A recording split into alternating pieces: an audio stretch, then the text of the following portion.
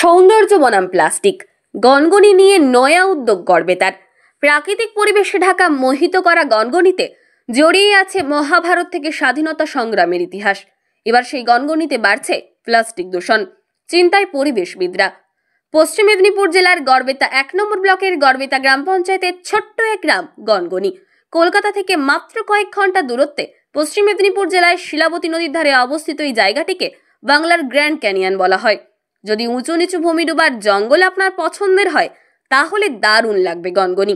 একদিকে কাজু বাদামের জঙ্গলে বনভোজন, অপরদিকে কাঁকুড়ে ঢাকা গিরিখাত। একদিকে শিলাবতী নদীর স্নিগ্ধ শান্তভাবে বইয়ে চলা, অপরদিকে সবুজ শ্যামল অটবির মাঝে নীল আকাশের ভেতরে দিগন্তে সূর্যাস্ত সচক্ষে প্রত্যক্ষ করা এনে দেবে এক আলাদাই অনুভূতি। এখানে আছে বড় বড় গুহা ও কোথাও অজানা কোনো প্রাণীর মুখ। শিলাবতী নদীর চলার পথে এই ভূমিরূপ তৈরি করেছে। এখানে মাটি প্রধানত দুই রকমের হয়ে থাকে। শক্ত করা পাথরের ভিতর নরম পলিমাটি স্তরে ঢাকা গিরিখাত। উপত্যকায় মাঝে মাঝে জঙ্গলের ভেতর থেকে বয়ে আসা জলস্রোত বইয়ে নিয়ে যায় পলিমাটিকে, থেকে যায় শক্ত পাথরের স্তূপ। শিলাবতী নদীর খরস্রোতে তৈরি হয় বিভিন্ন আকৃতির ভূমিরূপ। সেই সাথে এখানে লুকিয়ে আছে এক অপরূপ প্রাকৃতিক পরিবেশের মাঝে এক টুকরো মহাভারত। স্থানীয়দের বিশ্বাস এখানে একটি গুহায় বকাসুরের বাস ছিল, ভীম বধ করেছিলেন তাকে। আবার তার মাঝে এই গনগনি মাথা তুলে দাঁড়িয়ে সাক্ষী বহন করে স্বাধীনতা আন্দোলনের সময়কার ইতিহাসও। এই অঞ্চলের সঙ্গে সাঁওতাল বিদ্রোহ থেকে চুয়ার বিদ্রোহের নামও।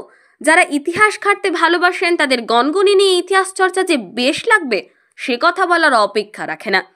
সূর্যাস্তের সময় শিলাবতীর রূপ মোহিত করতে পারে, তবে সেই দৃশ্য দেখতে হলে সূর্যাস্তের আগেই নদীঘাট থেকে উপরে উঠে আসতে হবে।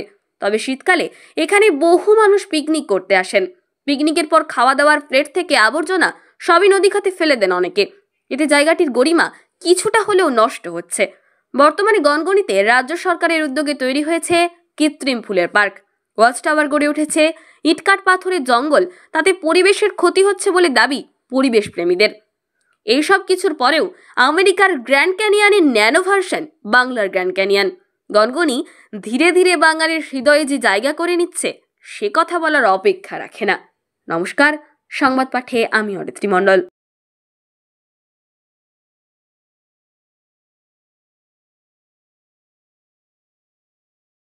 আছে বাংলার গ্র্যান্ড ক্যানিয়ন, তো সেইখানে প্রাকৃতিককে নষ্ট করে দিচ্ছে প্লাস্টিকে, কি বার্তা দেবেন?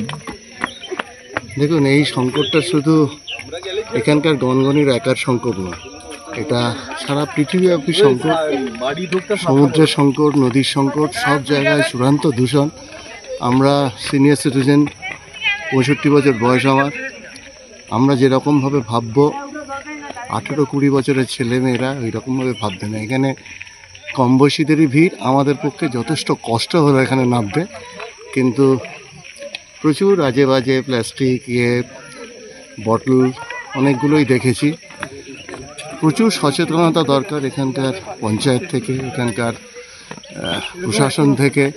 যদিও হোর্ডিং আছে, কিন্তু সবসময় একটা